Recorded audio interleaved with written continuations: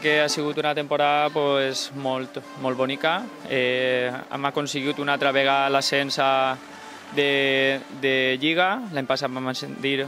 a primera, aquest any han pujat allà a comunitat i res, i la veritat que ha sigut un any un poc bonic i difícil, perquè al final les circumstàncies ens van fer que siguérem una plantilla un poc curta i res, i al final farem promoció i el que vam aconseguir és l'ascens i ja està. És el grup que hem format, el vestuari i l'ambient que hi ha a Benigània, jo crec que és la clau de tots els èxits que ha tingut este Benigània. Vull dir, és el Benigània Club de Futbol, que antigament era l'U de Benigània,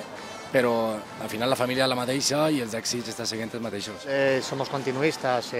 por ejemplo, lo que respecta a la parte de atrás del equipo, hace 2 años, como el año pasado, fuimos los menos goleados de los 6 grupos en primera y de la primera FFCV este año también los menos goleados de los 4 grupos. Eso significa que algo bien se ha hecho atrás, con lo cual toda la parte de atrás está renovada y luego al final un 65-70% de la plantilla ha sido renovada. Intentaremos firmar en puestos claves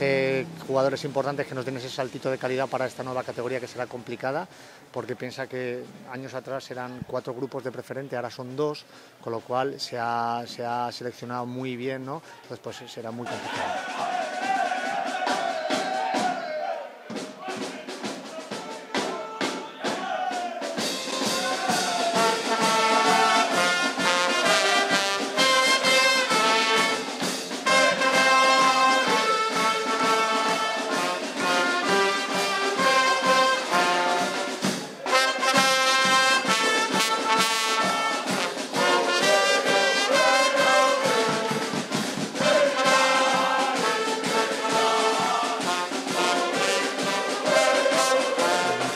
L'equip per una sèrie d'esdeveniments que van passar en el poble, perquè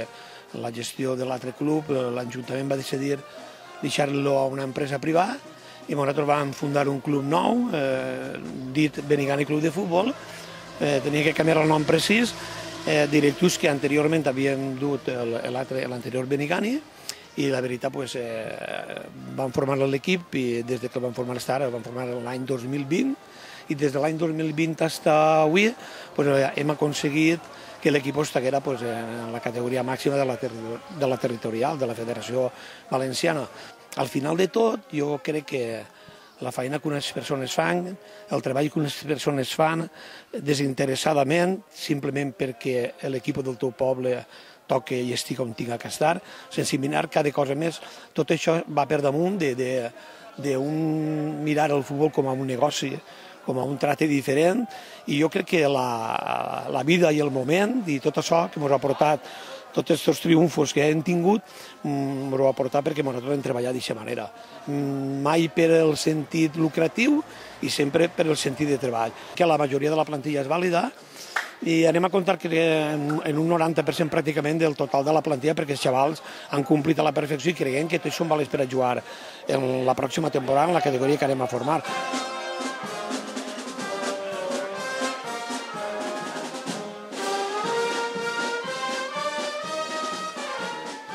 Avui un dia especial en quant a la celebració, perquè fem la visita, a part de pegar la volteta pel poble, companyia de jugadors i la xarangueta, intentar fer partícipe a tota l'afició, després anar, com no, com tots els anys, a oferir-li al nostre company Vicent de la Costera, que era directiu i un gran aficionat al futbol. Anem a fer la visita allí al cementeri i després a la Beatesa, com no, a donar-li les gràcies per lo que ens dona. A part d'un gran aficionat, era un col·laborador de tota la vida en el futbol, en diferents directives,